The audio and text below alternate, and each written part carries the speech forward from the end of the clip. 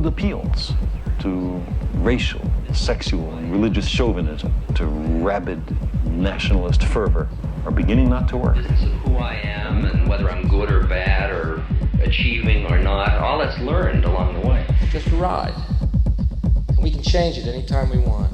It's only a choice. No effort, no work, no job, no savings of money. I realized that I had the game wrong. That the game was to find out what I already was.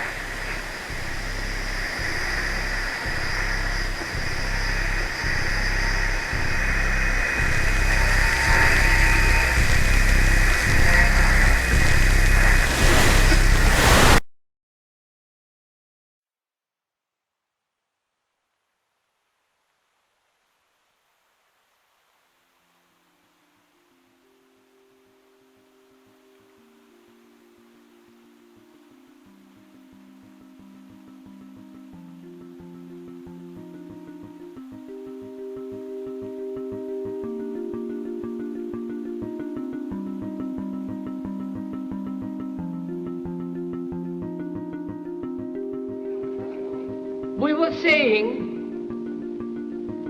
how very important it is to bring about in the human mind the radical revolution. The crisis is a crisis in consciousness, a crisis that cannot anymore accept the old norms, the old patterns, the ancient traditions. And considering what the world is now, with all their misery, conflict,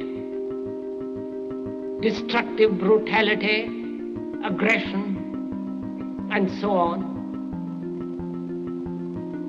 man is still as he was. He's still brutal, violent, aggressive, acquisitive, competitive, and he has built a society along these lines.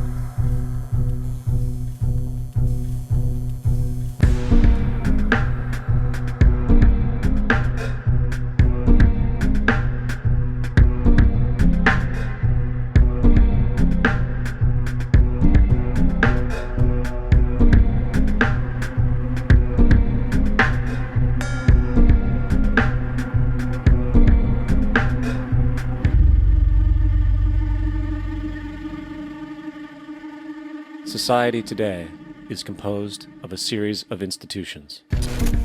From political institutions, legal institutions, religious institutions, to institutions of social class, familial values, and occupational specialization, it is obvious the profound influence these traditionalized structures have in shaping our understandings and perspectives.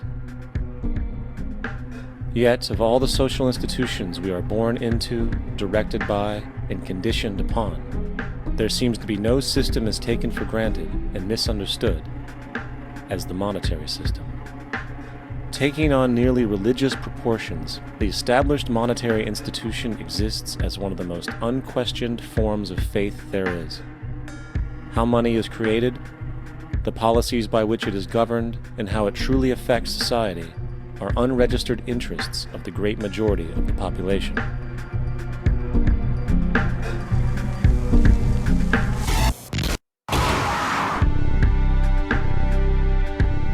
In a world where 1% of the population owns 40% of the planet's wealth, in a world where 34,000 children die every single day from poverty and preventable diseases, and where 50% of the world's population lives on less than $2 a day, one thing is clear: something is very wrong. And whether we are aware of it or not, the lifeblood of all of our established institutions, and thus society itself, is money. Therefore, understanding this institution of monetary policy is critical to understanding why our lives are the way they are. Unfortunately, economics is often viewed with confusion and boredom. Endless streams of financial jargon coupled with intimidating mathematics quickly deters people from attempts at understanding it. However, the fact is, the complexity associated with the financial system is a mere mask, designed to conceal one of the most socially paralyzing structures humanity has ever endured.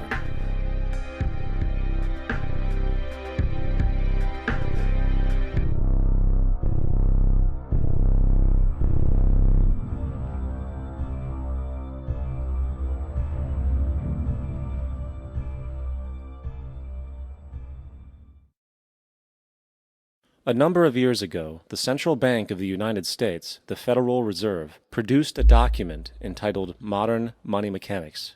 This publication detailed the institutionalized practice of money creation as utilized by the Federal Reserve and the web of global commercial banks it supports. On the opening page, the document states its objective.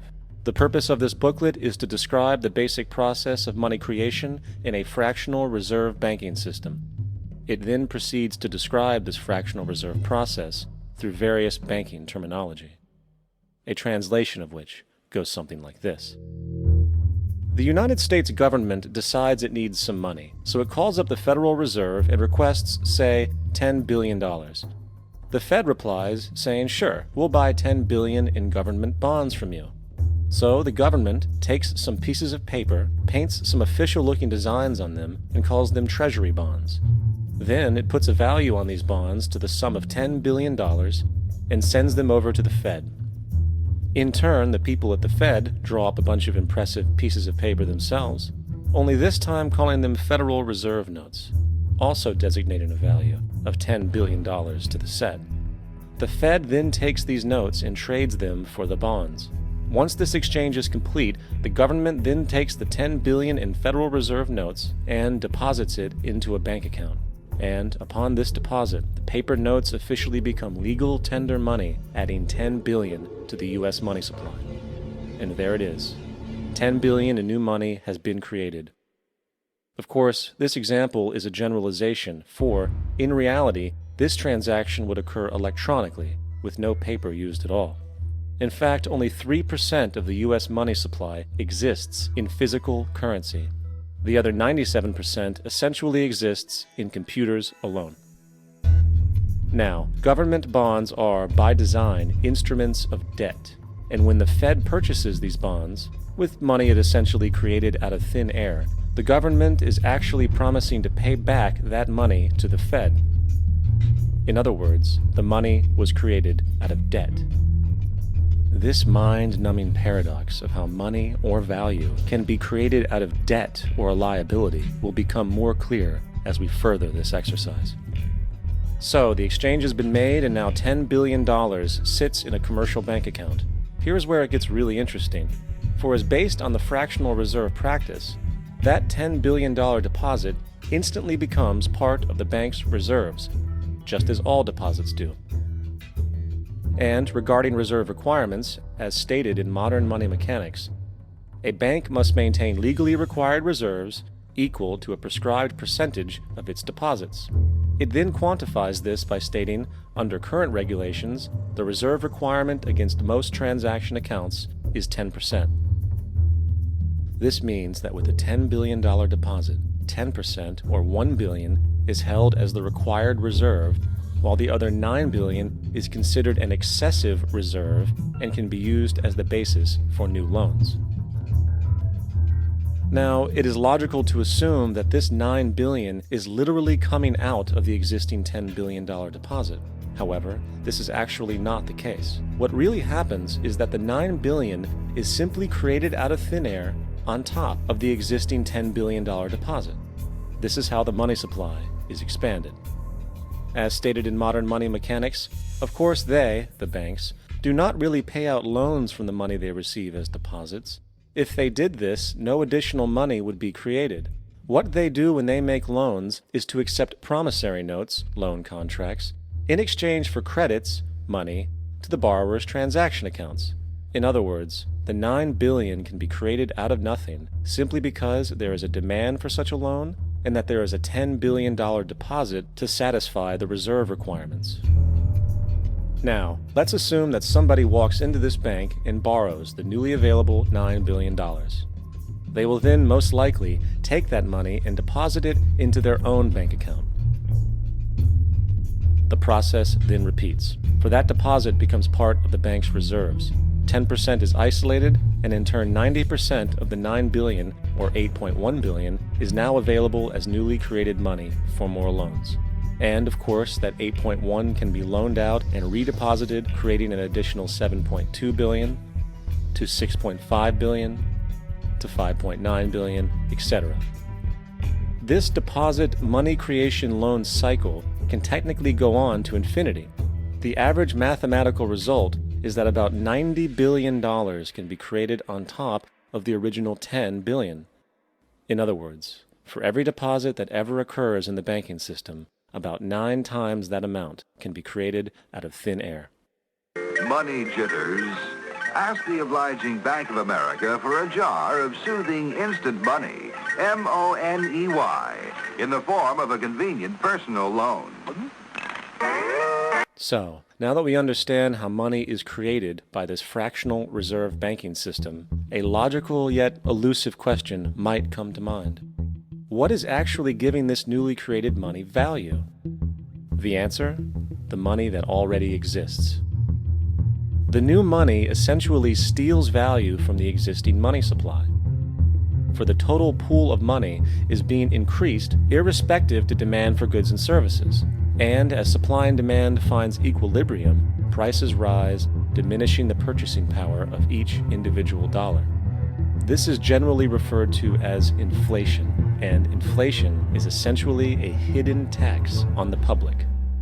What is the advice that you generally get? And that is inflate the currency. They don't say debase the currency. They don't say devalue the currency. They don't say cheat the people who are saved.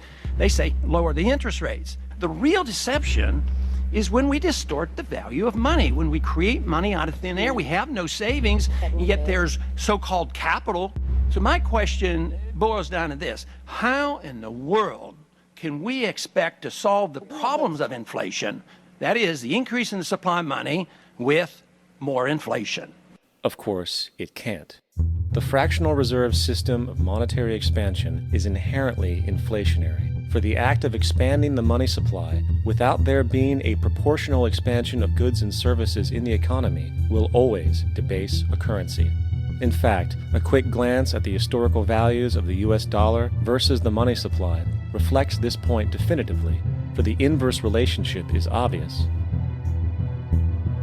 $1 in 1913 required $21.60 in 2007 to match value. That is a 96% devaluation since the Federal Reserve came into existence. Now, if this reality of inherent and perpetual inflation seems absurd and economically self-defeating, hold that thought, for absurdity is an understatement in regard to how our financial system really operates. For in our financial system, money is debt. And debt is money. Here is a chart of the U.S. money supply from 1950 to 2006. Here is a chart of the U.S. national debt for the same period. How interesting it is that the trends are virtually the same. For the more money there is, the more debt there is. The more debt there is, the more money there is. To put it a different way, every single dollar in your wallet is owed to somebody by somebody. For remember, the only way the money can come into existence is from loans. Therefore, if everyone in the country were able to pay off all debts, including the government, there would not be $1 in circulation.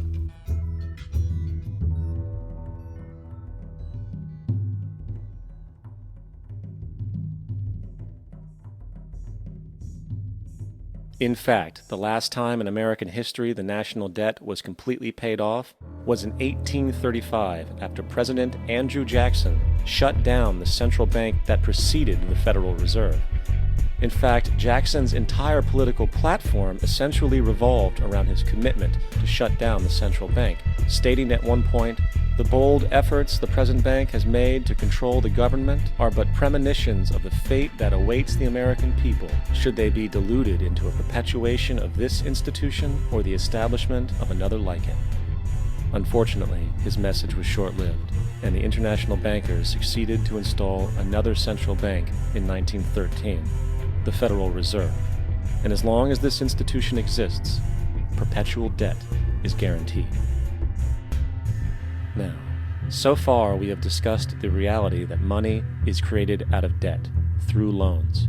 These loans are based on a bank's reserves, and reserves are derived from deposits. And through this fractional reserve system, any one deposit can create 9 times its original value, in turn debasing the existing money supply, raising prices in society. And since all this money is created out of debt and circulated randomly through commerce, people become detached from their original debt, and a disequilibrium exists where people are forced to compete for labor in order to pool enough money out of the money supply to cover their costs of living. As dysfunctional and backwards as all of this might seem, there is still one thing we have omitted from this equation. And it is this element of the structure which reveals the truly fraudulent nature of the system itself: the application of interest. When the government borrows money from the Fed, or when a person borrows money from a bank, it almost always has to be paid back with accrued interest. In other words, almost every single dollar that exists must be eventually returned to a bank with interest paid as well. But if all money is borrowed from the central bank and is expanded by commercial banks through loans, only what would be referred to as the principal is being created in the money supply. So then, where is the money to cover all of the interest that is charged? Nowhere. It doesn't exist. The ramifications of this are staggering, for the amount of money owed back to the banks will always exceed the amount of money that is available in circulation. This is why inflation is a constant in the economy, for new money is always needed to help cover the perpetual deficit built into the system, caused by the need to pay the interest.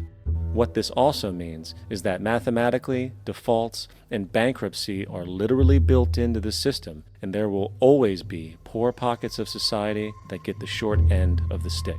An analogy would be a game of musical chairs, for once the music stops, somebody is left out to dry. And that's the point. It invariably transfers true wealth from the individual to the banks. For if you are unable to pay for your mortgage, they will take your property. This is particularly enraging when you realize that not only is such a default inevitable due to the fractional reserve practice, but also because of the fact that the money that the bank loaned to you didn't even legally exist in the first place. In 1969, there was a Minnesota court case involving a man named Jerome Daly, who was challenging the foreclosure of his home by the bank which provided the loan to purchase it. His argument was that the mortgage contract required both parties, being he and the bank, each put up a legitimate form of property for the exchange. In legal language, this is called consideration.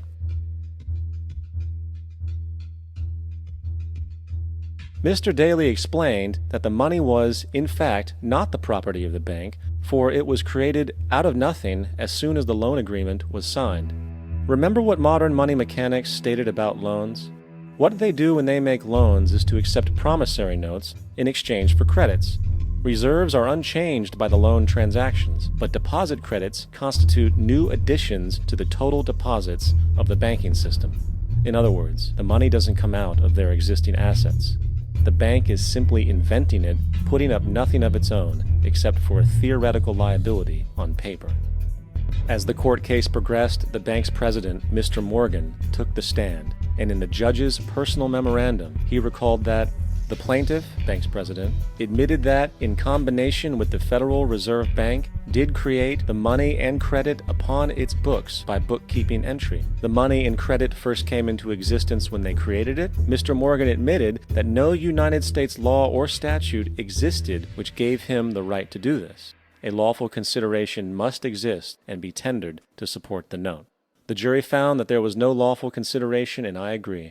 He also poetically added, "Only God can create something of value out of nothing."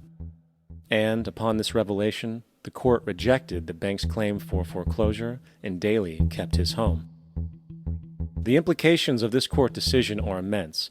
For every time you borrow money from a bank, whether it is a mortgage loan or a credit card charge, the money given to you is not only counterfeit, it is an illegitimate form of consideration, and hence voids the contract to repay, for the bank never had the money as property to begin with. Unfortunately, such legal realizations are suppressed and ignored, and the game of perpetual wealth transfer and perpetual debt continues. And this brings us to the ultimate question: why? During the American Civil War, President Lincoln bypassed the high-interest loans offered by the European banks and decided to do what the Founding Fathers advocated, which was to create an independent and inherently debt-free currency. It was called the greenback. Shortly after this measure was taken, an internal document circulated between private British and American banking interests stated, "Slavery is but the owning of labor, and carries with it the care of laborers, while the European plan is that capital shall control labor by controlling wages. This can be done by controlling the money. It will not do to allow the greenback, as we cannot control that." The fractional reserve policy perpetrated by the Federal Reserve, which has spread in practice to the great majority of banks in the world, is, in fact, a system of modern slavery. Think about it. Money is created out of debt. And what do people do when they are in debt? They submit to employment to pay it off. But if money can only be created out of loans, how can society ever be debt-free? It can't. And that's the point.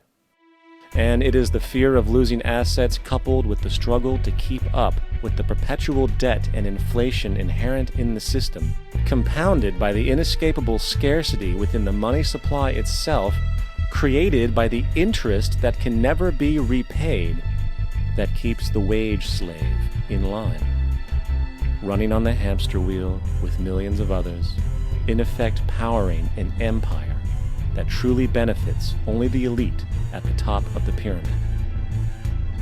For, at the end of the day, who are you really working for? The banks. Money is created in a bank and invariably ends up in a bank. They are the true masters, along with the corporations and governments they support. Physical slavery requires people to be housed and fed. Economic slavery requires people to feed and house themselves. It is one of the most ingenious scams for social manipulation ever created, and at its core, it is an invisible war against the population. Debt is the weapon used to conquer and enslave societies, and interest is its prime ammunition. And as the majority walks around oblivious to this reality, the banks, in collusion with governments and corporations, continue to perfect and expand their tactics of economic warfare, spawning new bases, such as the World Bank and International Monetary Fund, while also inventing a new type of soldier, the birth of the economic hitman.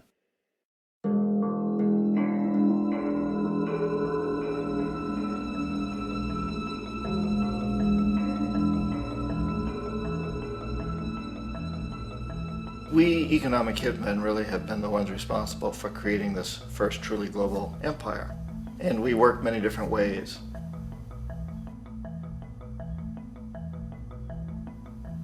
But perhaps the most common is that we will identify a country that has resources our corporations covet, like oil, and then arrange a huge loan to that country from the World Bank or one of its sister organizations. But the money never actually goes to the country. Instead, it goes to our big corporations to build infrastructure projects in that country, power plants, industrial parks, ports, things that benefit a few rich people in that country, in addition to our corporations, but really don't help the majority of the people at all. However, those people, the whole country is left holding a huge debt. It's such a big debt they can't repay it, and that's part of the plan, that they can't repay it. And so at some point, we economic hitmen go back to them and say, listen, you owe us a lot of money, can't pay your debt, so sell your oil real cheap to our oil companies.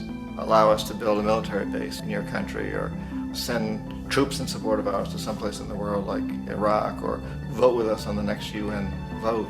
To have their electric utility company privatized and their water and sewage system privatized and sold to U.S. corporations or other multinational corporations. So there was that whole mushrooming thing, and it's so typical of the way the IMF and the World Bank work, that you put a country in debt, it's such a big debt it can't pay it, and then you offer to refinance that debt and pay even more interest.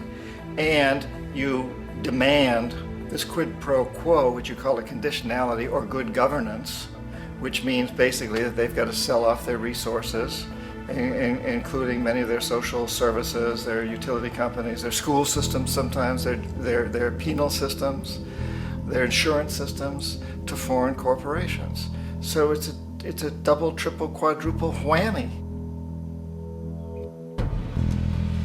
The precedent for economic hitmen really began back in the early 50s when democratically elected Mossadegh, who was elected in Iran, he was considered to be the hope for democracy in the Middle East and around the world. He was Time Magazine's Man of the Year. But one of the things that he'd run on and began to implement was the idea that foreign oil companies needed to pay the Iranian people a lot more for the oil that they were taking out of Iran. The Iranian people should benefit from their own oil. Strange policy. We didn't like that, of course. But we were afraid to do what we normally were doing, which was to send in the military. Instead, we sent in one CIA agent, Kermit Roosevelt, Teddy Roosevelt's relative. And Kermit went in with a few $1 million and was very, very effective and efficient. And in a short amount of time, he managed to get Mossadegh overthrown and brought in the Shah of Iran to replace him, who always was favorable to oil. And it was extremely effective. Bombs overflow Tehran. Army officers shout that Mossadegh has surrendered and his regime as virtual dictator of Iran is ended. Pictures of the Shah are paraded through the streets as sentiment reverses. The Shah is welcomed home. So back here in the United States, in Washington, people looked around and said, wow, that was easy and cheap. So this established a whole new way of manipulating countries, of creating empire. The only problem with Roosevelt was that he was a card-carrying CIA agent, and had he been caught, the ramifications could have been pretty serious.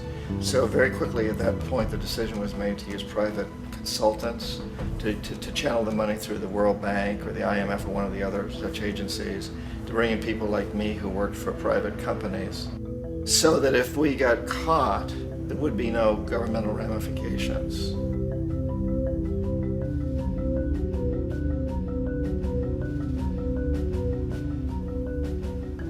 When Arbenz became president of Guatemala, the country was very much under the thumbs of United Fruit Company, the big international corporations. And Arbenz ran on this ticket that says, you know, we want to get the land back to the people. And once he took power, he was implementing policies that would do exactly that, give land rights back to the people. United Fruit didn't like that very much. And so they hired a public relations firm, launched a huge campaign in the United States to convince the United States people, the citizens of the United States, and the press of the United States, and the Congress of the United States, that Arbenz was a Soviet puppet, and that if we allowed him to stay in power, the Soviets would have a foothold in this hemisphere. And that at that point in time was a huge fear on everybody's mind, the Red Terror, the Communist Terror. And so, to make a long story short, Out of this public relations campaign came a commitment on the part of the CIA and the military to take this man out. And in fact, we did. We sent in planes, we sent in soldiers, we sent in jackals, we sent everything in to take him out, and did take him out. And as soon as he was removed from office, the new guy that took over after him basically reinstated everything to the big international corporations, including United Fruit.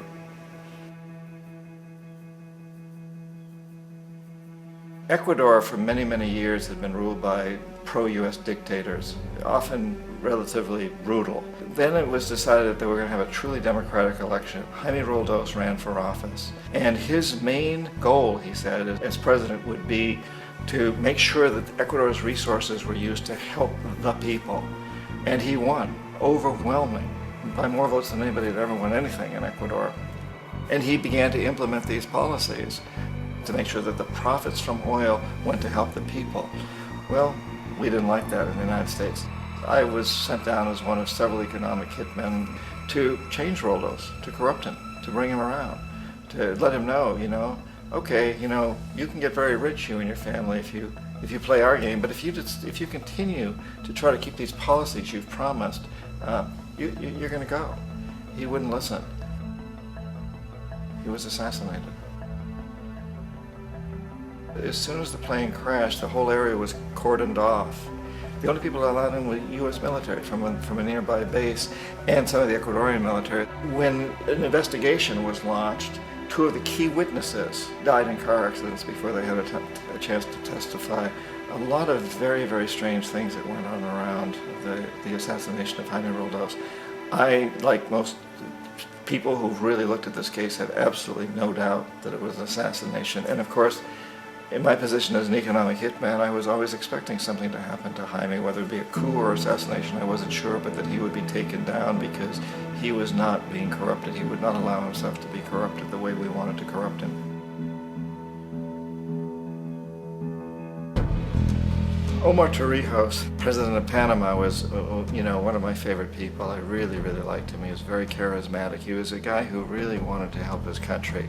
And when I tried to bribe him or corrupt him, he said, look, John, he called me Juanito. He said, look, Juanito, I don't need the money. What I really need is for my country to be treated fairly. I need for the United States to repay the debts that you owe my people for all the destruction you've done here. I need to be in a position where I can help other Latin American countries win their independence and be free of this terrible presence from the north that you people are exploiting us so badly. I need to have the Panama Canal back in the hands of the Panamanian people. That's what I want. And so, leave me alone. Don't try to bribe me. It was 1981, and in May, Jaime Roldos was assassinated. And Omar was very aware of this. Torrijos got his family together and he said, I'm probably next, but it's okay because I've done what I came here to do. I've renegotiated the canal. The canal will now be in our hands. He just finished negotiating the treaty with Jimmy Carter.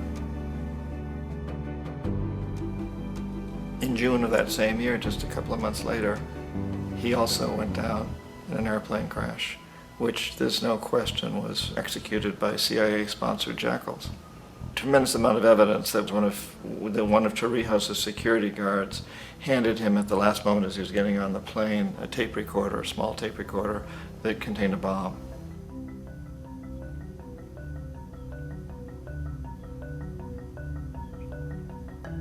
It is interesting to me how this system has continued pretty much the same way for years and years and years, except the economic hitmen have got better and better and better. Then we come up with, very recently, what happened in Venezuela. In 1998, Hugo Chavez gets elected president, following a long line of presidents who had been very corrupt and basically destroyed the economy of the country. And Chavez was elected amidst all that. Chavez stood up to the United States, and he's done it primarily demanding that Venezuelan oil be used to help the Venezuelan people. Well, we didn't like that in the United States. So in 2002, a coup was staged, which there's no question in my mind, and most other people's minds, that the CIA was behind that coup.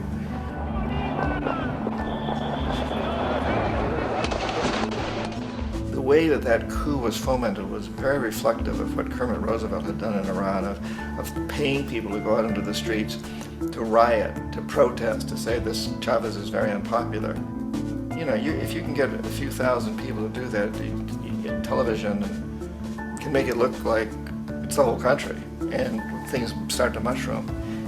Except in the case of Chavez, he was smart enough, and the people were so strongly behind him that they overcame it, which was a phenomenal moment in the history of Latin America.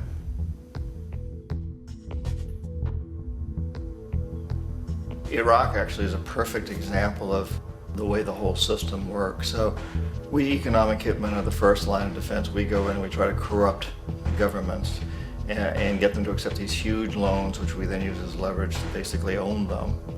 If we fail, as I failed in Panama with Omar Torrijos and in Ecuador with Jaime Roldos, men who refuse to be corrupted, then the second line of defense is we send in the jackals. And the jackals either overthrow governments or they assassinate.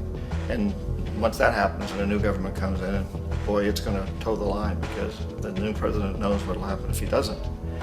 In the case of Iraq, both of those things failed. Economic hitmen were not able to get through to Saddam Hussein. We tried very hard. We tried to get him to accept a deal very similar to what the House of Saud had accepted in Saudi Arabia, but he wouldn't accept it.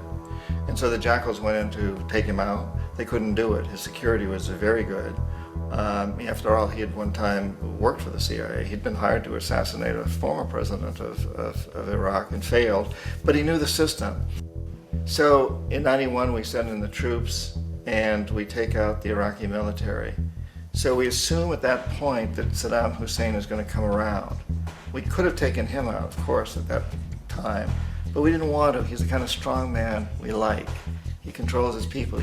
We thought he could control the Kurds and keep the Iranians in their border and keep pumping oil for us. And then once we took out his military, now he's going to come around. So the economic hitmen go back in the 90s without success. If they'd had success, he'd still be running the country. We'd be selling him all the fighter jets he wants and everything else he wants. But they couldn't, they didn't have success.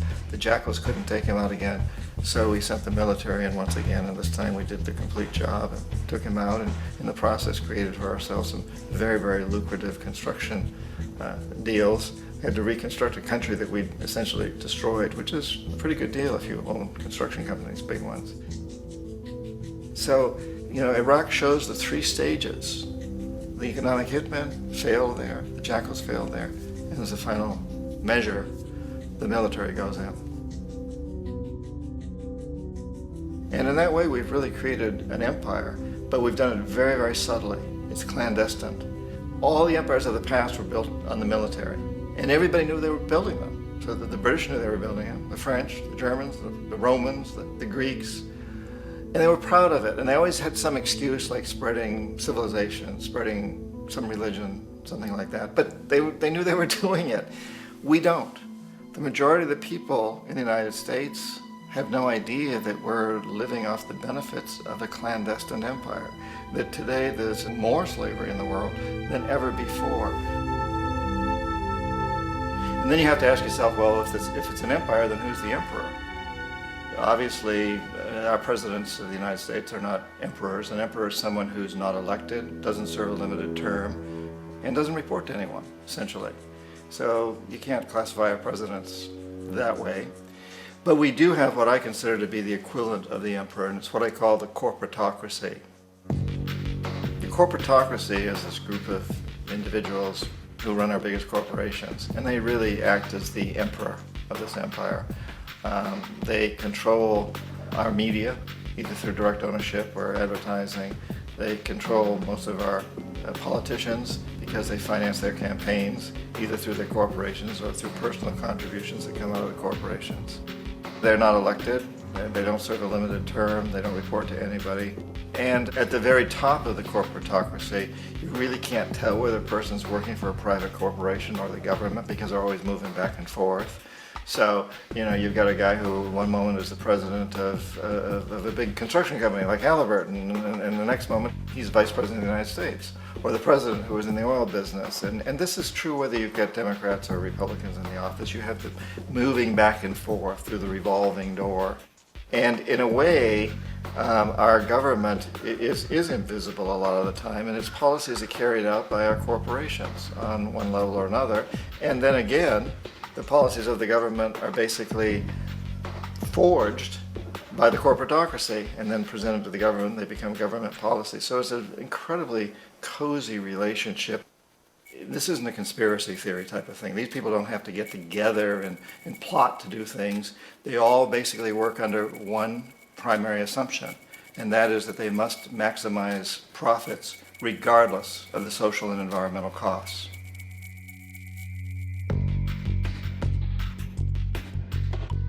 This process of manipulation by the corporatocracy through the use of debt, bribery, and political overthrow is called globalization. Just as the Federal Reserve keeps the American public in a position of indentured servitude through perpetual debt, inflation, and interest, the World Bank and IMF serve this role on a global scale. The basic scam is simple. Put a country in debt either by its own indiscretion or through corrupting the leader of that country, then impose conditionalities or structural adjustment policies, often consisting of the following. Currency devaluation. When the value of a currency drops, so does everything valued in it. This makes indigenous resources available to predator countries at a fraction of their worth. Large funding cuts for social programs. These usually include education and healthcare, compromising the well-being and integrity of the society, leaving the public vulnerable to exploitation. Privatization of state-owned enterprises. This means that socially important systems can be purchased and regulated by foreign corporations for profit. For example, in 1999, the World Bank insisted that the Bolivian government sell the public water system of its third largest city to a subsidy of the U.S. corporation Bechtel. As soon as this occurred, water bills for the already impoverished local residents skyrocketed. It wasn't until after a full-blown revolt by the people that the Bechtel contract was nullified. Then there is trade liberalization, or the opening up of the economy through removing any restrictions on foreign trade. This allows for a number of abusive economic manifestations, such as transnational corporations bringing in their own mass-produced products, undercutting the indigenous production and ruining local economies. An example is Jamaica, which, after accepting loans and conditionalities from the World Bank, lost its largest cash crop markets due to competition with Western imports. Today, countless farmers are out of work, for they are unable to compete with the large corporations. Another variation is the creation of numerous seemingly unnoticed, unregulated, inhumane sweatshop factories, which take advantage of the imposed economic hardship. Additionally, due to production deregulation, environmental destruction is perpetual, as a country's resources are often exploited by the indifferent corporations while outputting large amounts of deliberate pollution. The largest environmental lawsuit in the history of the world today is being brought on behalf of 30,000 Ecuadorian Amazonian people against Texaco, which is now owned by Chevron. So today it's against Chevron, but for activities conducted by Texaco. Estimated to be more than 18 times what the Exxon Valdez dumped into the coast of Alaska. In the case of Ecuador, it wasn't an accident. The oil companies did it intentionally. They knew they were doing it to save money out there rather than arranging for a proper disposal. Furthermore, a cursory glance at the performance record of the World Bank reveals that the institution, which publicly claims to help poor countries develop and alleviate poverty, has done nothing but increase poverty and the wealth gap, while corporate profits soar. In 1960, the income gap between the fifth of the world's people in the richest countries versus the fifth in the poorest countries was 30 to 1. By 1998, it was 74 to 1. While global GNP rose 40% between 1970 and 1985, those in poverty actually increased by 17%. While from 1985 to 2000, those living on less than $1 a day increased by 18%.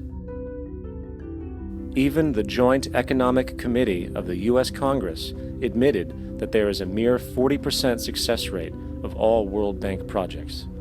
In the late 1960s, the World Bank intervened in Ecuador with large loans. During the next 30 years, poverty grew from 50% to 70%. Under or unemployment grew from 15 to 70%. Public debt increased from 240 million to 16 billion, while the share of resources allocated to the poor went from 20% to 6%. In fact, by the year 2000, 50% of Ecuador's national budget had to be allocated for paying its debts. It is important to understand the World Bank is, in fact, a U.S. bank, supporting U.S. interests. For the United States holds veto power over decisions, as it is the largest provider of capital. And where did it get this money? You guessed it, it made it out of thin air through the fractional reserve banking system.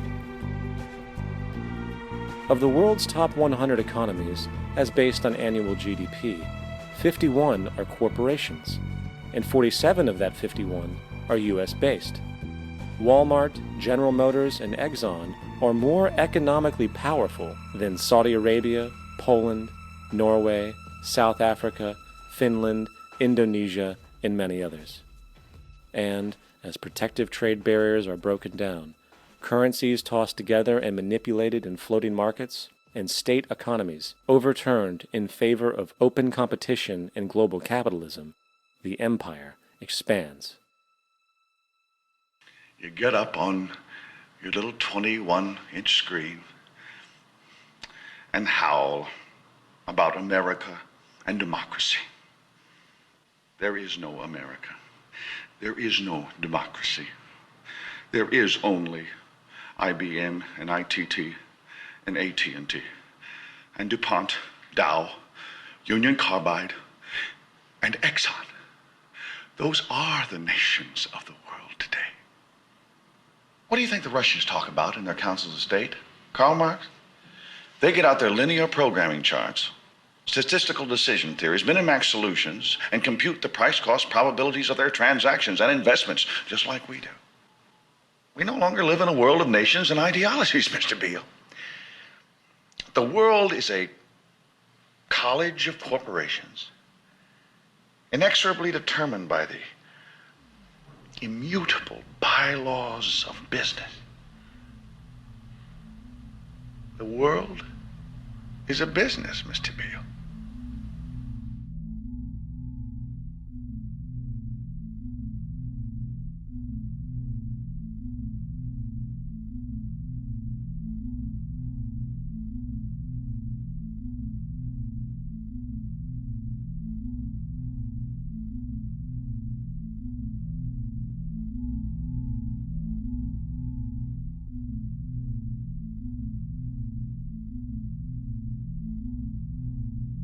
The world is being taken over by a handful of business powers who dominate the natural resources we need to live while controlling the money we need to obtain these resources.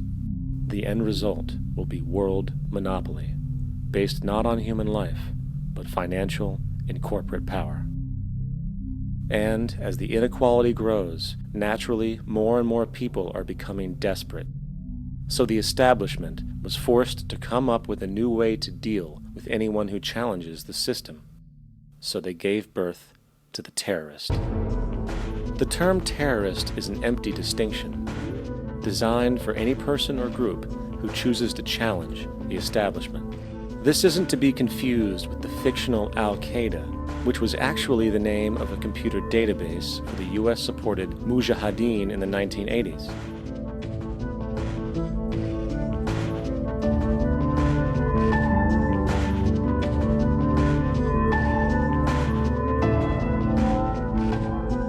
In 2007, the Department of Defense received $161.8 billion for the so-called global war on terrorism. According to the National Counterterrorism Center, in 2004, roughly 2,000 people were killed internationally due to supposed terrorist acts. Of that number, 70 were American. Using this number as a general average, which is extremely generous, it is interesting to note that twice as many people die from peanut allergies a year than from terrorist acts. Concurrently, the leading cause of death in America is coronary heart disease, killing roughly 450,000 each year. And in 2007, the government's allocation of funds for research on this issue was about $3 billion. This means that the U.S. government in 2007 spent 54 times the amount for preventing terrorism than it spent for preventing a disease which kills 6,600 times more people annually than terrorism does. Yet, as the name terrorism and Al-Qaeda are arbitrarily stamped on every news report relating to any action taken against U.S. interests, the myth grows wider. In mid-2008, the U.S. Attorney General actually proposed that the U.S. Congress officially declare war against the fantasy. Not to mention, as of July 2008, there are now over 1 million people currently on the U.S. terrorist watch list. These so-called counterterrorism measures, of course, have nothing to do with social protection, and everything to do with preserving the establishment amongst the growing anti-American sentiment both domestically and internationally, which is legitimately founded on the greed-based corporate empire expansion that is exploiting the world. The true terrorists of our world do not meet at the docks at midnight or scream Allah Akbar before some violent action. The true terrorists of our world wear $5,000 suits and work in the highest positions of finance, government, and business. So, what do? How do we stop a system of greed and corruption that has so much power and momentum? How do we stop this aberrant group behavior which feels no compassion for, say, the millions slaughtered in Iraq and Afghanistan, so the corporatocracy can control energy resources and opium production for Wall Street profit?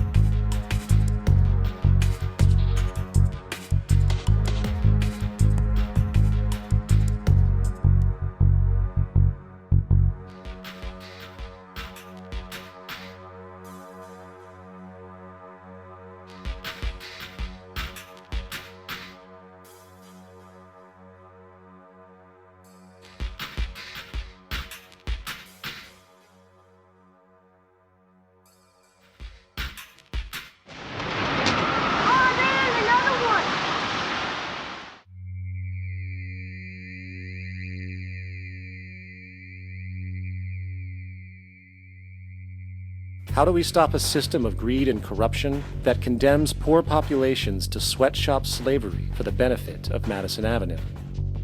Or that engineers false flag terror attacks for the sake of manipulation?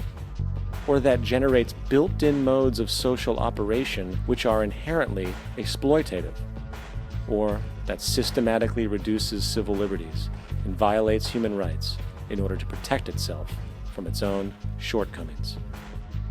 How do we deal with the numerous covert institutions, such as the Council on Foreign Relations, the Trilateral Commission, and the Bilderberg Group, and other undemocratically elected groups which, behind closed doors, collude to control the political, financial, social, and environmental elements of our lives? In order to find the answer, we must first find the true underlying cause. For the fact is, the selfish, corrupt, power, and profit-based groups are not the true source of the problem. They are symptoms.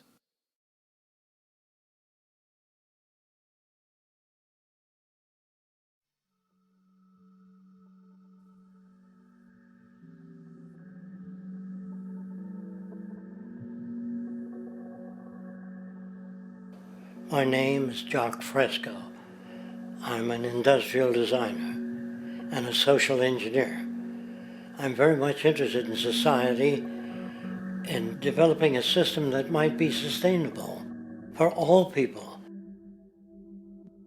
First of all, the word corruption is a monetary invention.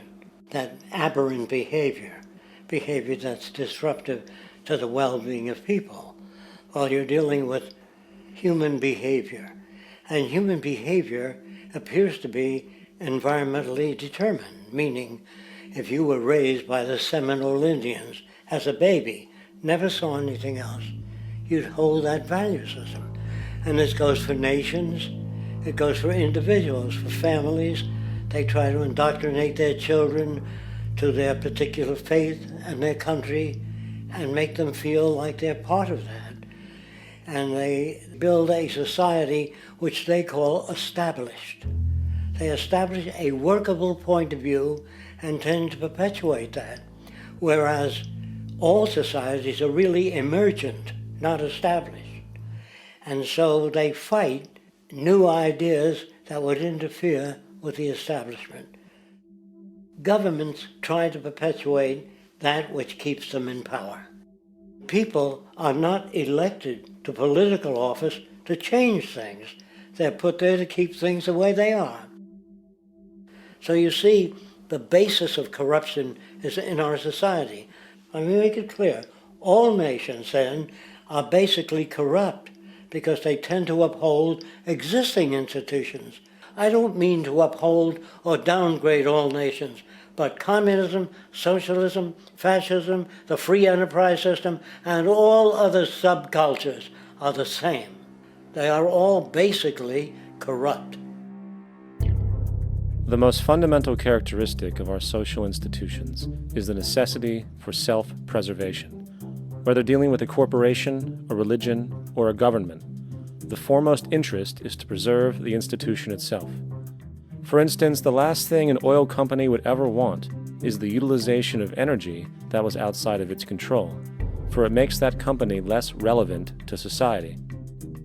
Likewise, the Cold War and the collapse of the Soviet Union was, in reality, a way to preserve and perpetuate the established economic and global hegemony of the United States. Similarly, religions condition people to feel guilty for natural inclinations, each claiming to offer the only path to forgiveness and salvation. At the heart of this institutional self-preservation lies the monetary system, for it is money that provides the means for power and survival. Therefore, just as a poor person might be forced to steal in order to survive, it is a natural inclination to do whatever is needed to continue an institution's profitability.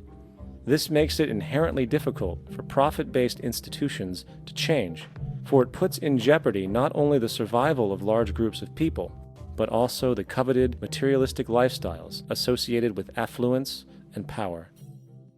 Therefore, the paralyzing necessity to preserve an institution, regardless of its social relevance, is largely rooted in the need for money or profit.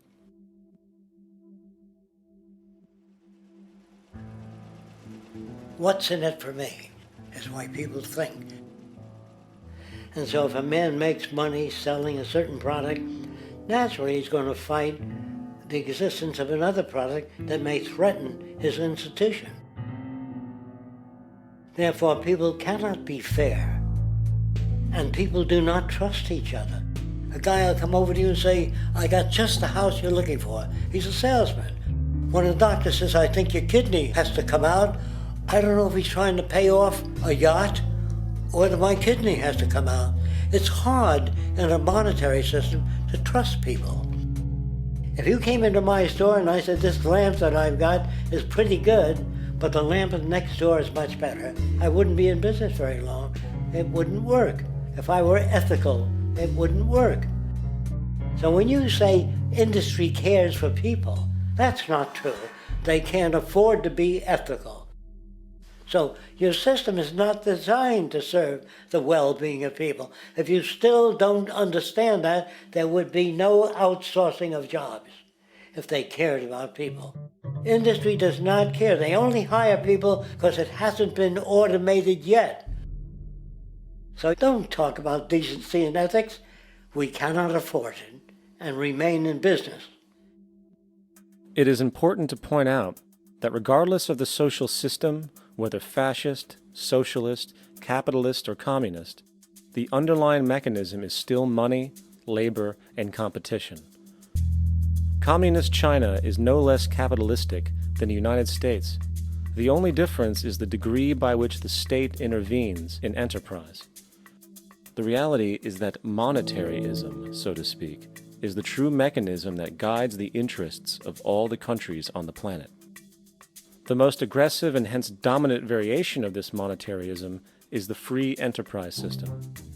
The fundamental perspective, as put forth by early free market economists like Adam Smith, is that self-interest in competition leads to social prosperity, as the act of competition creates incentive, which motivates people to persevere.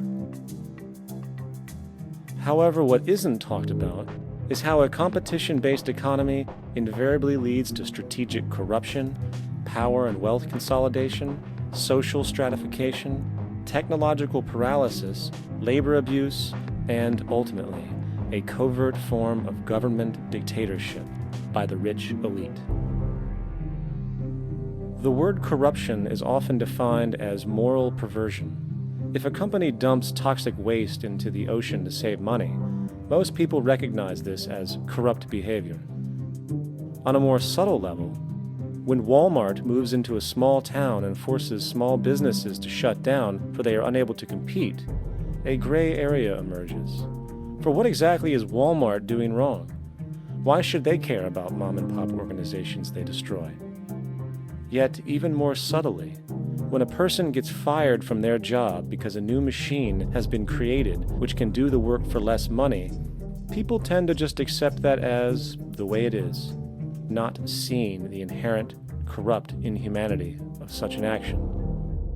Because the fact is, whether it is dumping toxic waste, having a monopoly enterprise, or downsizing the workforce, the motive is the same: profit. They are all different degrees of the same self-preserving mechanism, which always puts the well-being of people second to monetary gain. Therefore, corruption is not some byproduct of monetaryism. It is the very foundation. And while most people acknowledge this tendency on one level or another, the majority remains naive as to the broad ramifications of having such a selfish mechanism as the guiding mentality in society. Internal documents show that after this company positively, absolutely knew that they had a medication that was infected with the AIDS virus, they took the product off the market in the U.S. and then they dumped it in France, Europe, Asia, and Latin America. The U.S. government allowed it to happen. The FDA allowed this to happen. And now the government is completely looking the other way. Thousands of innocent hemophiliacs have died from the AIDS virus. This company knew absolutely that it was infected with AIDS. They dumped it because they wanted to turn this disaster into a profit. So you see, you have built-in corruption. We're all chiseling off each other, and you can't expect decency in that sort of thing. And feeling that, they don't know who to elect. They think in terms of a democracy, which is not possible in a monetary-based economy. If you have more money to advertise your position, the position you desire in government, that isn't a democracy. It serves those in positions of differential advantage. So it's always a dictatorship of the elitists, the financially wealthy.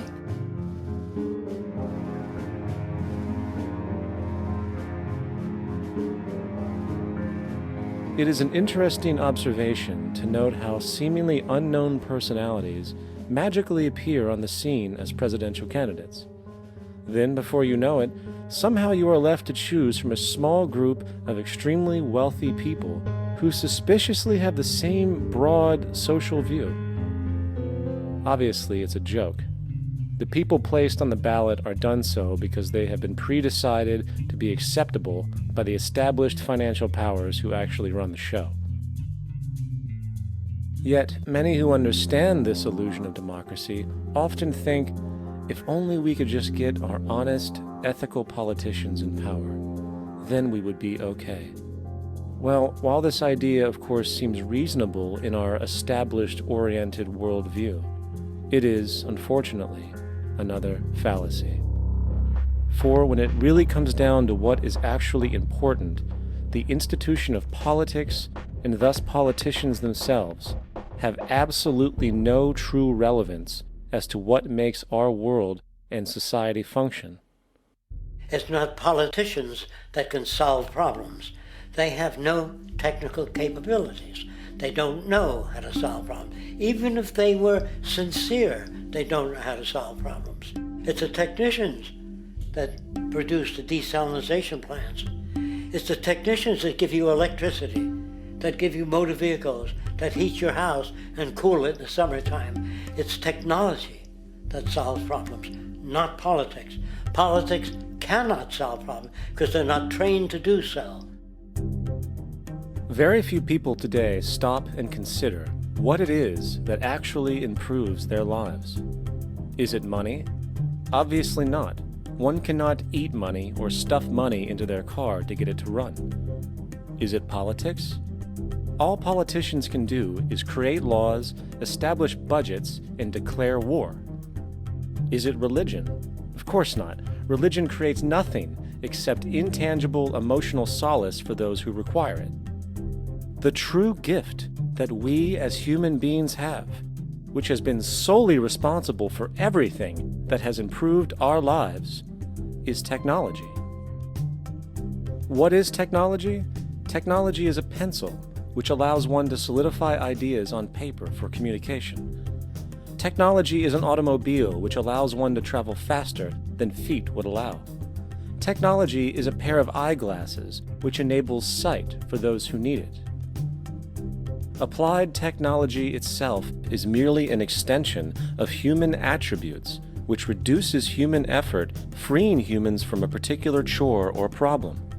Imagine what your life would be like today without a telephone, or an oven, or a computer, or an airplane. Everything in your home, which you take for granted, from a doorbell, to a table, to a dishwasher, is technology, generated from the creative, scientific ingenuity of human technicians. Not money, politics, or religion. These are false institutions. And writing your congressman is fantastic. They tell you to write your congressman if you want something done.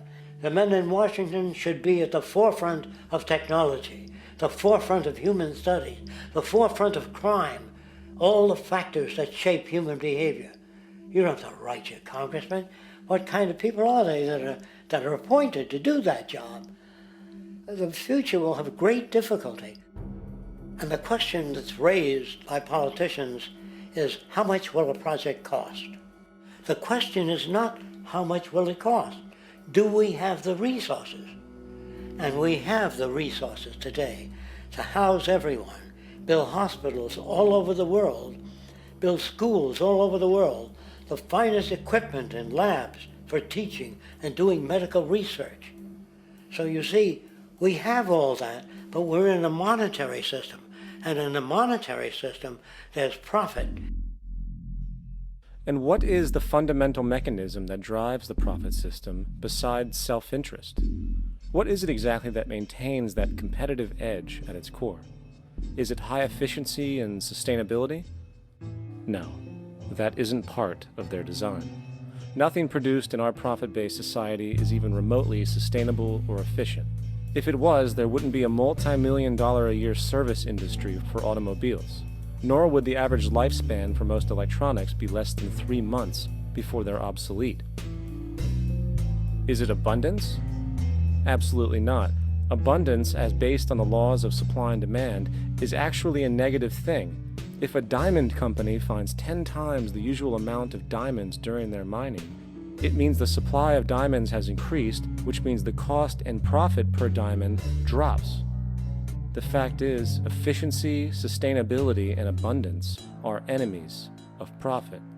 To put it into a word, it is the mechanism of scarcity that increases profits. What is scarcity? Based on keeping products valuable. Slowing up production on oil raises the price. Maintaining scarcity of diamonds keeps the price high. They burn diamonds at the Kimberley diamond mines. They're made of carbon. That keeps the price up. So then, what does it mean for society when scarcity, either produced naturally or through manipulation, is a beneficial condition for industry. It means that sustainability and abundance will never ever occur in a profit system, for it simply goes against the very nature of the structure. Therefore, it is impossible to have a world without war or poverty.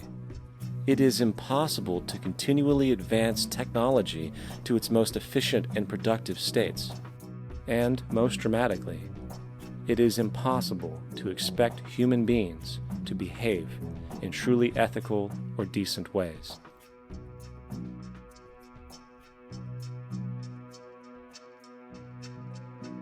People use the word instinct because they can't account for the behavior. They sit back and they evaluate with their lack of knowledge, and they say things like, humans are built a certain way, greed is a natural thing, as though they've worked for years on it, and it's no more natural than wearing clothing. What we want to do is to eliminate the causes of the problems, eliminate the processes that produce greed and bigotry and prejudice and people taking advantage of one another and elitism, eliminating the need for prisons and welfare.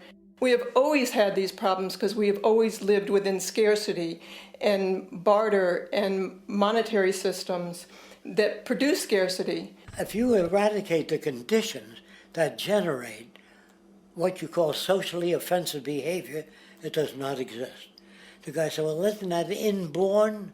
No, it's not. There is no human nature, there's human behavior, and that's always been changed throughout history. You're not born with bigotry and greed and corruption and hatred. You pick that up within the society. War, poverty, corruption, hunger, misery, human suffering will not change in a monetary system. That is, there'll be very little significant change. It's going to take the redesign of our culture, our values, and it has to be related to the carrying capacity of the earth, not some human opinion or some politician's notions of the way the world ought to be, or some religious notions of the conduct of human affairs. And that's what the Venus Project is about. The society that we're about to talk about is a society that is free of all the old superstitions, incarceration, prisons, police, cruelty, and law. All laws will disappear, and the professions will disappear that are no longer valid, such as stockbrokers, bankers, advertising, gone forever, because it's no longer relevant. When we understand that it is technology devised by human ingenuity which frees humanity and increases our quality of life, we then realize that the most important focus we can have is on the intelligent management of the Earth's resources. For it is from these natural resources we gain the materials to continue our path of prosperity. Understanding this, we then see that money fundamentally exists as a barrier to these resources, for virtually everything has a financial cost. And why do we need money to obtain these resources? Because of real or assumed scarcity. We don't usually pay for air and tap water because it is in such high abundance, selling it would be pointless. So then, logically speaking, if resources and technologies applicable to creating everything in our societies, such as houses, cities, and transportation, were in high enough abundance, there would be no reason to sell anything. Likewise, if automation and machinery was so technologically advanced as to relieve human beings of labor, there would be no reason to have a job. And with these social aspects taken care of, there would be no reason to have money at all. So the ultimate question remains: do we on Earth have enough resources and technological understanding to create a society of such abundance that everything we have now could be available without a price tag and without the need for submission through employment? Yes, we do. We have the resources and technology to enable this at a minimum, along with the ability to raise the standard of living so high that people in the future will look back at our civilization now and gawk at how primitive and immature our society was.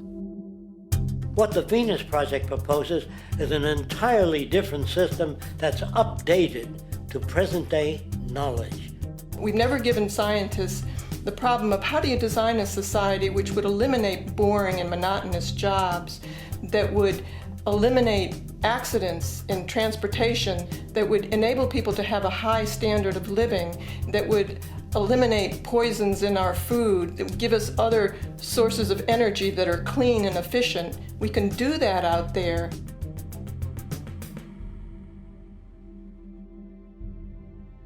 The major difference between a resource-based economy and a monetary system is that a resource-based economy is really concerned with people and their well-being, where a monetary system has become so distorted that the concerns of the people are really secondary, if they're there at all. The products that are turned out are for how much money you can get. If there is a problem in society and you can't earn money from solving that problem, then it won't be done. The resource-based economy is really not close to anything that's been tried.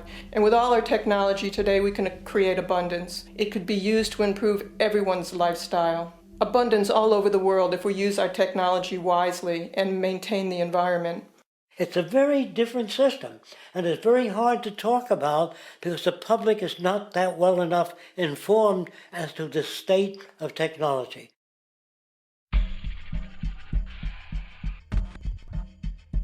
At present, we don't have to burn fossil fuels. We don't have to use anything that would contaminate the environment. There are many sources of energy available.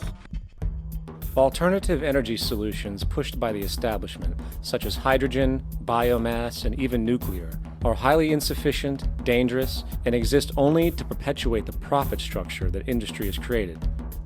When we look beyond the propaganda and self-serving solutions put forth by the energy companies, we find a seemingly endless stream of clean, abundant, and renewable energy for generating power.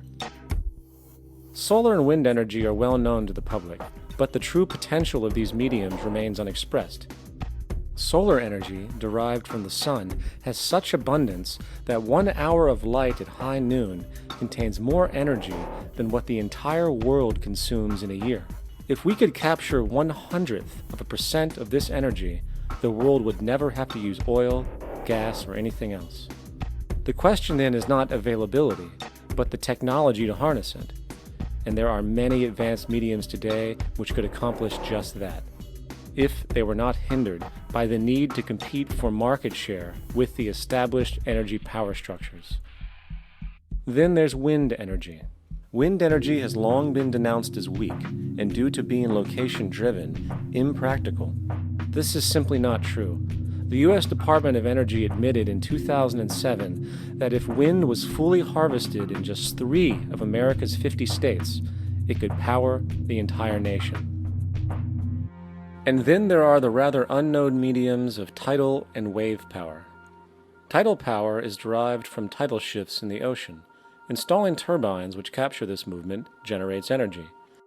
In the United Kingdom, 42 sites are currently noted as available, forecasting that 34% of all the UK's energy could come from tidal power alone. Wave power, which extracts energy from the surface motions of the ocean, is estimated to have a global potential of up to 80,000 terawatt-hours a year. This means 50% of the entire planet's energy usage could be produced from this medium alone. Now, it is important to point out that tidal, wave, solar, and wind power requires virtually no preliminary energy to harness, unlike coal, oil, gas, biomass, hydrogen, and all the others. In combination, these 4 mediums alone, if efficiently harnessed through technology, could power the world forever. That being said, there happens to be another form of clean, renewable energy which trumps them all: geothermal power. Geothermal energy utilizes what is called heat mining, which, through a simple process using water, is able to generate massive amounts of clean energy. In 2006, an MIT report on geothermal energy found that 13,000 zettajoules of power are currently available in the Earth, with the possibility of 2,000 zettajoules being easily tappable with improved technology. The total energy consumption of all the countries on the planet is about half of a zettajoule a year. This means about 4,000 years of planetary power could be harnessed in this medium alone. And when we understand that the Earth's heat generation is constantly renewed, this energy is really limitless and could be used forever. These energy sources are only a few of the clean, renewable mediums available, and as time goes on, we will find more. The grand realization is that we have total energy abundance without the need for pollution, traditional conservation, or in fact, a price tag. And what about transportation? The prevailing means of transportation in our societies is by automobile and aircraft, both of which predominantly need fossil fuels to run. In the case of the automobile, the battery technology needed to power an electric car that can go over 100 miles an hour for over 200 miles on one charge exists, and has existed for many years. However, due to battery patents controlled by the oil industry, which limits their availability to maintain market share, coupled with political pressure from the energy industry, the accessibility and affordability of this technology is limited. There is absolutely no reason other than pure, corrupt profit interest that every single vehicle in the world cannot be electric and utterly clean, with zero need for gasoline. As far as airplanes, it is time we realize that this means of travel is inefficient, cumbersome, slow, and causes far too much pollution. This is a maglev train. It uses magnets for propulsion. It is fully suspended by a magnetic field and requires less than 2% of the energy used for plane travel. The train has no wheels, so nothing can wear out. The current maximum speed of versions of this technology, as used in Japan, is 361 miles per hour. However, this version of the technology is very dated. An organization called ET3, which has connections with the Venus Project, has established a tube-based maglev that can travel up to 4,000 miles per hour in a motionless, frictionless tube, which can go over land or underwater. Imagine going from LA to New York for an extended lunch break, or from Washington, D.C. to Beijing, China in 2 hours. This is the future of continental and intercontinental travel, fast, clean, with only a fraction of the energy usage we use today for the same means. In fact, between maglev technology, advanced battery storage, and geothermal energy, there would be no reason to ever burn fossil fuels again. And we can do this now if we were not held back by the paralyzing profit structure. Now, America is inclined toward fascism. It has a propensity by its dominant philosophy and religion to uphold the fascist point of view. American industry is essentially a fascist institution. If you don't understand that, the minute you punch that time clock, you walk into a dictatorship. We're given notions about the respectability of work, and I really look at it as being paid slavery. They're brought up to believe that you shall earn your living by the sweat of your brow. That holds people back, freeing people from drudgery, repetitive jobs which make them ignorant. You rob them. In our society, that is a resource-based economy, machines free people. You see, we can't imagine that because we've never known that kind of world. If we look back at history, we see a very clear pattern of machine automation slowly replacing human labor. From the disappearance of the elevator man to the near full automation of an automobile production plant, the fact is, as technology grows, the need for humans in the workforce will continually be diminished. This creates a serious clash, which proves the falseness of the monetary-based labor system. For human employment is in direct competition with technological development. Therefore, given the fundamental priority of profit by industry, people through time will be continually laid off and replaced by machine. When industry takes on a machine, instead of shortening the workday, they downsize. You lose your job. So you have a right to fear machines. In a high-technology, resource-based economy, it is conservative to say that about 90% of all current occupations could be phased out by machines, freeing humans to live their life without servitude, for this is the point of technology itself.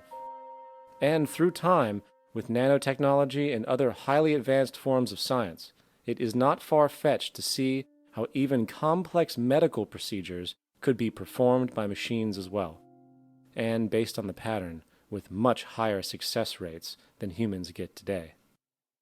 The path is clear, but our monetary-based structure, which requires labor for income, blocks this progress, for humans need jobs in order to survive. The bottom line is that this system must go, or we will never be free, and technology will be constantly paralyzed. We have machines that clean out sewers. It frees a human being from doing that. So look at machines as extensions of human performance. Furthermore, many occupations today will have simply no basis to exist in a resource-based economy, such as anything associated with the management of money, advertising, along with the legal system itself. For without money, a great majority of the crimes that are committed today would never occur. Virtually all forms of crime are a consequence of the monetary system, either directly or by neuroses inflicted through financial deprivation. Therefore, laws themselves could eventually become extinct. Instead of putting up a sign, drive carefully, slippery when wet, put abrasive in the highway so it's not slippery when wet. And if a person gets in a car that's drunk and the car oscillates a great deal, there's a little pendulum that swings up and back, and that'll pull the car over to the side. Not a law. Solution. Put sonar and radar in automobiles so they can't hit one another. Man-made laws are attempts to deal with occurring problems, and not knowing how to solve them, they make a law. In the United States, the most privatized, capitalist country on the planet, it should come as no surprise that it also has the largest prison population in the world, growing every year. Statistically, most of these people are uneducated and come from poor, deprived societies. And, contrary to propaganda, it is this environmental conditioning which lures them into criminal and violent behavior. However, society looks the other way in regard to this point. The legal and prison systems are just more examples of how our society avoids examining the root causes of behavior. Billions are spent each year on prisons and police, while only a fraction is spent on programs for poverty, which is one of the most fundamental variables responsible for crime to begin with. And as long as we have an economic system which prefers and in fact creates scarcity and deprivation, crime will never go away.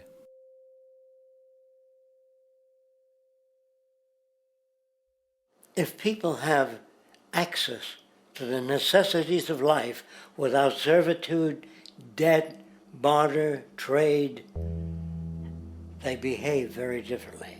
You want all these things available without a price tag. Now then, you gotta have a price tag. Well, what'll motivate people? Man gets everything he wants, he just lay around in the sun. This is the myth they perpetuate.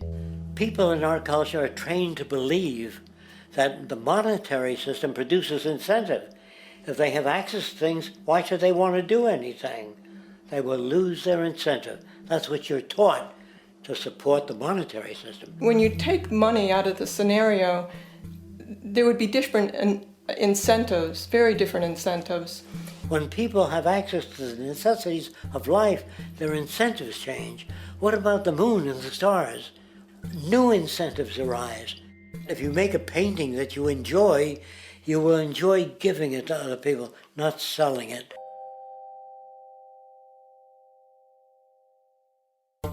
I think most of the education that I've seen today is essentially producing a person for a job. It's very specialized. They're not generalists. People don't know a lot about a lot of different subjects. I don't think you could get people to go to war if they knew a lot about a lot of things. I think education is mostly rote, and they're not taught how to solve problems. They're not given the tools emotionally or within their own field of how to do critical thinking. A resource-based economy, the education would be very different. Our society's major concern is mental development and to motivate each person to their highest potential. Because our philosophy is the smarter people are, the richer the world, because everybody becomes a contributor. The smarter your kids are, the better my life will be, because they'll be contributing more constructively to the environment and to my life, because everything that we devise within a resource-based economy would be applied to society. There would be nothing to hold it back. Patriotism, weapons, armies, navies, all that is a sign that we're not civilized yet. Kids will ask their parents, didn't you see the necessity of the machines? Dad, couldn't you see that war was inevitable when you produce scarcity? Isn't it obvious? Of course the kid will understand that you were pinheads, raised merely to serve the established institutions. We're such an abominable, sick society that we won't make the history book. They just say that large nations took land from smaller nations, used force and violence. You'll get history talked about as corrupt behavior all the way along until the beginning of the civilized world. That's when all the nations work together. World unification, working toward common good for all human beings, and without anyone being subservient to anyone else, without social stratification, whether it be technical elitism or any other kind of elitism, eradicated from the face of the earth. The state does nothing because there is no state. There is no state. The system I advocate, a resource-based global economy, is not perfect. It's just a lot better than what we have. We can never achieve perfection.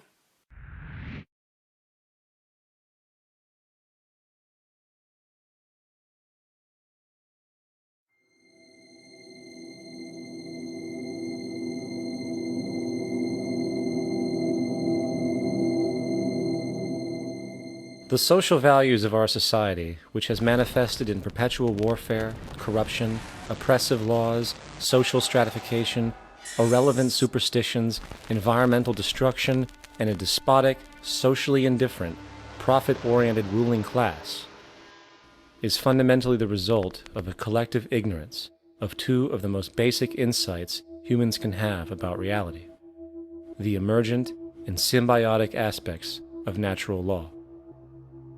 The emergent nature of reality is that all systems, whether it is knowledge, society, technology, philosophy, or any other creation, will, when uninhibited, undergo fluid, perpetual change.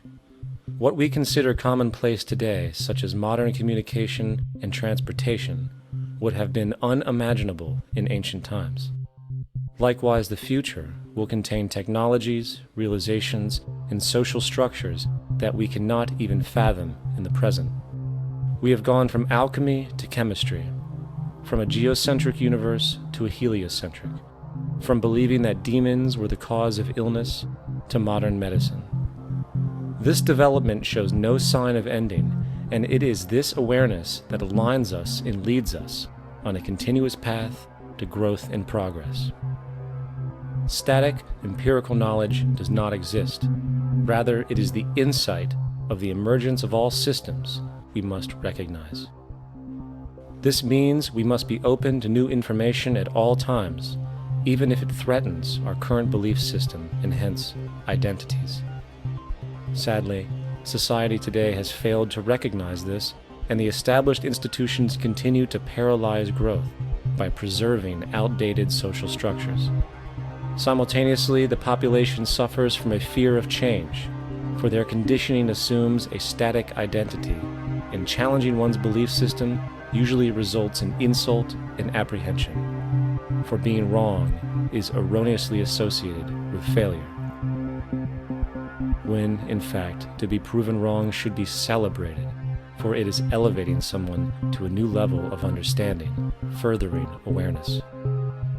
The fact is, there is no such thing as a smart human being, for it is merely a matter of time before their ideas are updated, changed, or eradicated. And this tendency to blindly hold on to a belief system, sheltering it from new, possibly transforming information, is nothing less than a form of intellectual materialism. The monetary system perpetuates this materialism not only by its self-preserving structures, but also through the countless number of people who have been conditioned into blindly and thoughtlessly upholding these structures, therefore becoming self-appointed guardians of the status quo. Sheep, which no longer need a sheepdog to control them, for they control each other by ostracizing those who step out of the norm. This tendency to resist change and uphold existing institutions for the sake of identity, comfort, power, and profit is completely unsustainable and will only produce further imbalance, fragmentation, distortion, and invariably, destruction. It's time to change. From hunters and gatherers to the agricultural revolution to the industrial revolution, the pattern is clear. It is time for a new social system which reflects the understandings we have today. The monetary system is a product of a period of time where scarcity was a reality. Now, with the age of technology, it is no longer relevant to society. Gone with the aberrant behavior it manifests. Likewise, dominant worldviews, such as theistic religion, operate with the same social irrelevancy. Islam, Christianity, Judaism, Hinduism, and all of the others exist as barriers to personal and social growth, for each group perpetuates a closed worldview, and this finite understanding that they acknowledge is simply not possible in an emergent universe. Yet, religion has succeeded in shutting down the awareness of this emergence by instilling the psychological distortion of faith upon its followers, where logic and new information is rejected in favor of traditionalized, outdated beliefs. The concept of God is really a method of accounting for the nature of things. In the early days, people didn't know enough about how things formed, how nature worked, so they invented their own little stories. And they made God in their own image. A guy that gets angry. When people don't behave right, he creates floods and earthquakes. They say it's an act of God. A cursory glance at the suppressed history of religion reveals that even the foundational myths themselves are emergent culminations, developed through influence over time. For example, a cardinal doctrine of the Christian faith is the death and resurrection of Christ. This notion is so important that the Bible itself states, "And if Christ be not risen, then is our preaching vain, and your faith is also vain." Yet it is very difficult to take this account literally, for not only is there no primary source denoting this supernatural event in secular history, awareness of the enormous number of pre-Christian saviors who also died and were resurrected immediately puts the story in mythological territory by association. Early church figures such as Tertullian went to great lengths to break these associations, even claiming that the devil caused the similarities to occur, stating in the 2nd century, "The devil, whose business is to pervert the truth, mimics the exact circumstance of the divine sacraments. He baptizes his believers and promises forgiveness of sins. He celebrates the oblation of bread and brings in the symbol of the resurrection. Let us therefore acknowledge the craftiness of the devil, who copied certain things of those that be divine." What is truly sad, however, is that when we cease the idea that the stories from Christianity, Judaism, Islam, and all the others are literal history, and accept them for what they really are, which are purely allegorical expressions derived from many faiths, we see that all religions share a common thread, and it is this unifying imperative that needs to be recognized and appreciated. Religious belief has caused more fragmentation and conflict than any other ideology. Christianity alone has 34,000 different subgroups. The Bible is subject to interpretation. When you read it, you say, I think Jesus meant this. I think Job meant that. Oh no, he meant this. So you have the Lutheran, the Seventh-day Adventist, the Catholic, and a church divided is no church at all. And a church divided is no church at all. And this point on division, which is a trademark of all theistic religions, brings us to our second failure of awareness, the false assumption of separation through the rejection of the symbiotic relationship of life. Apart from the understanding that all natural systems are emergent, where all notions of reality will be constantly developed, altered, and even eradicated, we must also understand that all systems are, in fact, invented fragments, merely for the sake of conversation. For there is no such thing as independence in nature. The whole of nature is a unified system of interdependent variables, each a cause and a reaction, existing only as a concentrated whole. You don't see the plug connected to the environment, so it looks like we're free, wandering around. Take the oxygen away, we all die immediately. Take plant life away, we die. And without the sun, all the plants die. So we are connected.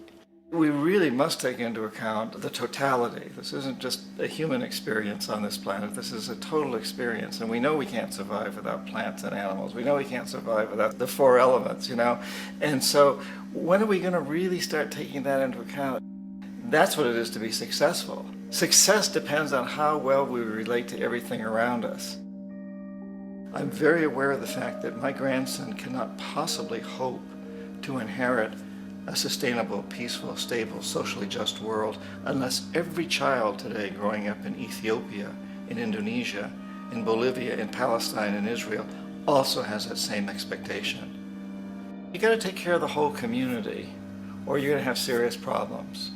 And now we have to see that the whole world is the community and we must all take care of each other that way. And it's not just a community of human beings. It's a community of plants and animals and elements. And we really need to understand that. That's what's going to bring us joy, too, and pleasure. That's what's missing in our lives right now. We can call it spirituality, but the fact of the matter is joy comes from that bliss of connectedness. That's our God spirit. That's that side of ourselves that really feels it. And you can feel it deep inside you. It's this amazing, wonderful feeling. And you know it when you get it. You don't get it from money. You get it from connection. Now, if that isn't a hazard to this country, how are we going to keep building nuclear weapons? You know what I mean? What's going to happen to the arms industry when we realize we're all one? It's going to fuck up the economy. The economy that's fake anyway. The economy that's fake anyway. The economy that's fake anyway. The economy that's fake anyway. The economy that's fake anyway. Which would be a real bummer. You can see why the government's cracking down on the idea of experiencing unconditional love.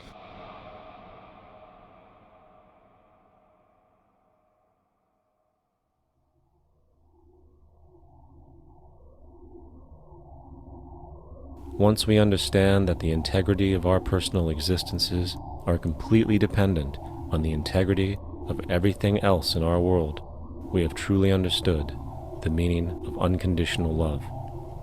For love is extensionality, and seeing everything as you and you as everything can have no conditionalities. For, in fact, we are all everything at once. If it's true that we're all from the center of a star, every atom in each of us from the center of a star, then we're all the same thing. Even a Coke machine or a cigarette butt in the street in Buffalo is made out of atoms that came from a star. They've all been recycled thousands of times, as have you and I. And therefore, it's only me out there. So what is there to be afraid of? What is there that needs solace seeking? Nothing. There's nothing to be afraid of because it's all us. The trouble is we have been separated by being born and given a name and an identity and being individuated. We've been separated from the oneness, and that's what religion exploits, that people have this yearning to be part of the overall one again. So they exploit that. They call it God. They say he has rules. And I think it's cruel. I think you can do it absent religion.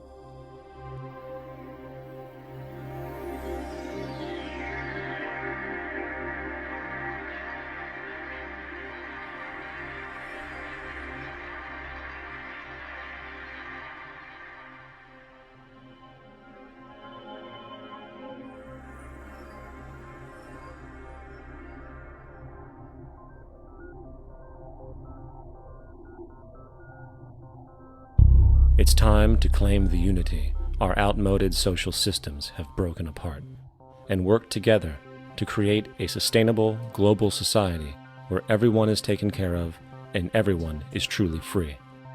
Your personal beliefs, whatever they may be, are meaningless when it comes to the necessities of life. Every human being is born naked, needing warmth, food, water, shelter. Everything else is auxiliary. Therefore, the most important issue at hand is the intelligent management of the Earth's resources. This can never be accomplished in a monetary system, for the pursuit of profit is the pursuit of self-interest, and therefore imbalance is inherent.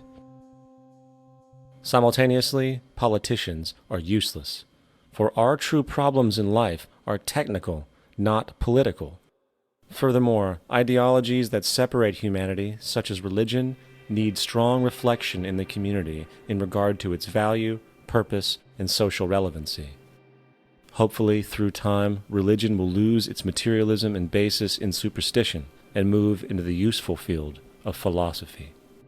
The fact is, society today is backwards, with politicians constantly talking about protection and security rather than creation, unity, and progress.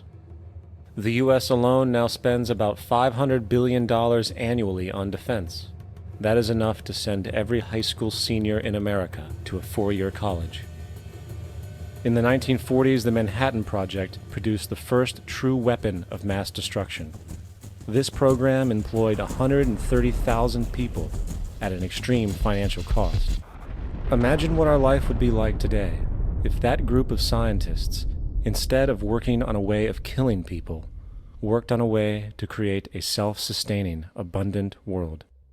Life today would be very, very different if that was their goal. Instead of weapons of mass destruction, it is time to unleash something much more powerful. Weapons of mass creation. Our true divinity is in our ability to create, and armed with the understanding of the symbiotic connections of life, while being guided by the emergent nature of reality, there is nothing we cannot do or accomplish. Of course, we face strong barriers in the form of established power structures that refuse to change. At the heart of these structures is the monetary system. As explained earlier, the fractional reserve policy is a form of slavery through debt, where it is literally impossible for society to be free. In turn, free market capitalism in the form of free trade uses debt to imprison the world and manipulate countries into subservience to a handful of large business and political powers. Apart from these obvious amoralities, the system itself is based on competition, which immediately destroys the possibility of large-scale collaborations for the common good, hence paralyzing any attempt at true global sustainability.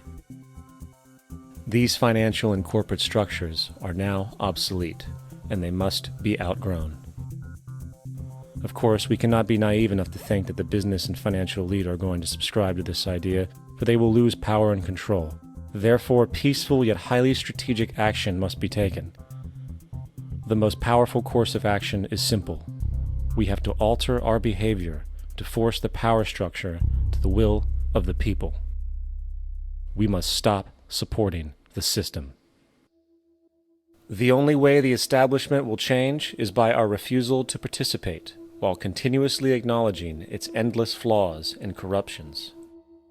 They're not going to give up the monetary system because of our designs of what we recommend. The system has to fail, and people have to lose confidence in their elected leaders. That will be a major turning point if the Venus Project is offered as a possible alternative. If not, I fear the consequences. The trends now indicate that our country is going bankrupt. The probability is our country will move toward a military dictatorship to prevent riots and complete social breakdown. Once the U.S. breaks down, all the other cultures will undergo similar things. As of now, the world financial system is on the brink of collapse due to its own shortcomings. The Comptroller of Currency stated in 2003 that the interest on the U.S. national debt will not be affordable in less than 10 years. This theoretically means total bankruptcy for the U.S. economy, and its implications for the world are immense. In turn, the fractional reserve-based monetary system is reaching its theoretical limits of expansion, and the banking failures you are seeing are just the beginning. This is why inflation is skyrocketing, all debt is at record levels, and the government and Fed are hemorrhaging new money to bail out the corrupt system. For the only way to keep the banks going is by making more money. The only way to make more money is to create more debt and inflation. It is simply a matter of time before the tables turn, and there is no one willing to take new loans, while defaults grow, as people are unable to afford their current loans. Then the expansion of money will stop, and contraction will begin on a scale never before seen, ending a century-long pyramid scheme. This has already begun. Therefore, we need to expose this financial failure for what it is, using this weakness to our advantage. Here are some suggestions. Expose the banking fraud. Citibank, JP Morgan Chase, and Bank of America are the most powerful controllers within the corrupt Federal Reserve System. It's time to boycott these institutions. If you have a bank account or a credit card with any of them, move your money to another bank. If you have a mortgage, refinance with another bank. If you own their stock, sell it. If you work for them, quit. This gesture will express contempt for the true powers behind the private banking cartel known as the Federal Reserve, and create awareness about the fraud of the banking system itself. 2. Turn off the TV news. Visit the emerging independent news agencies on the internet for your information. CNN, NBC, ABC, Fox, and all the others present all news pre-filtered to maintain the status quo. With 4 corporations owning all major media outlets, objective information is impossible. This is the true beauty of the internet, and the establishment has been losing control because of this free flow of information. We must protect the internet at all times, as it is truly our savior right now. 3. Don't ever allow yourself, your family, or anyone you know to ever join the military. This is an obsolete institution now used exclusively for maintaining an establishment that is no longer relevant. U.S. soldiers in Iraq work for U.S. corporations, not the people. Propaganda forces us to believe that war is natural and the military is an honorable institution.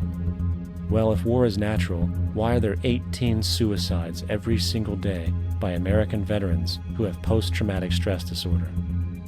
If our military men and women are so honored, why is it that 25% of the American homeless population are veterans? 4. Stop supporting the energy companies. If you live in a detached house, get off the grid. Investigate every means of making your home self-sustainable with clean energy. Solar, wind, and other renewable energies are now affordable consumer realities, and considering the never-ending rising cost of traditional energies, it will likely be a cheaper investment over time. If you drive, get the smallest car you can, and consider using one of the many conversion technologies that can enable your car to be a hybrid, electric, or run on anything other than establishment fuels. 5. Reject the political system. The illusion of democracy is an insult to our intelligence. In a monetary system, there is no such thing as a true democracy, and there never was. We have two political parties owned by the same set of corporate lobbyists.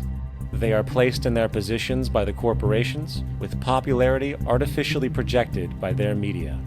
In a system of inherent corruption, the change of personnel every couple of years has very little relevance.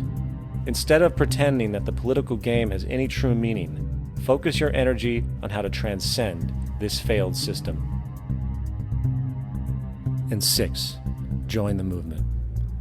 Go to the zeitgeistmovement.com and help us create the largest mass movement for social change the world has ever seen.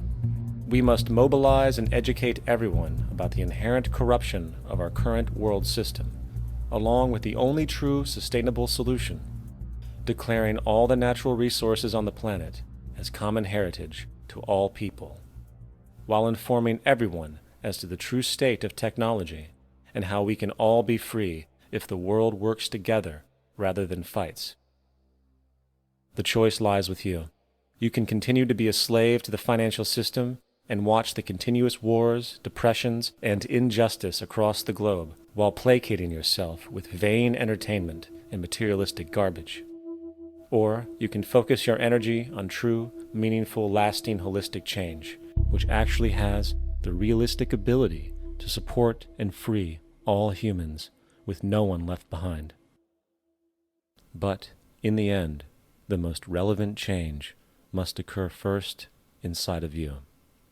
The real revolution is the revolution of consciousness, and each one of us first needs to eliminate the divisionary, materialistic noise we have been conditioned to think is true, while discovering, amplifying, and aligning with the signal coming from our true empirical oneness.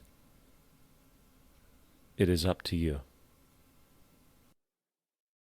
What we are trying in all these discussions and talks here is to see if we cannot radically bring about a transformation of the mind.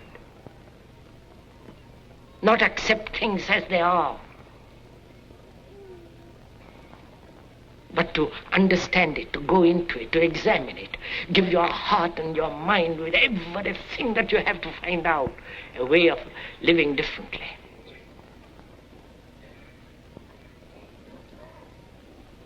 But that depends on you and not somebody else.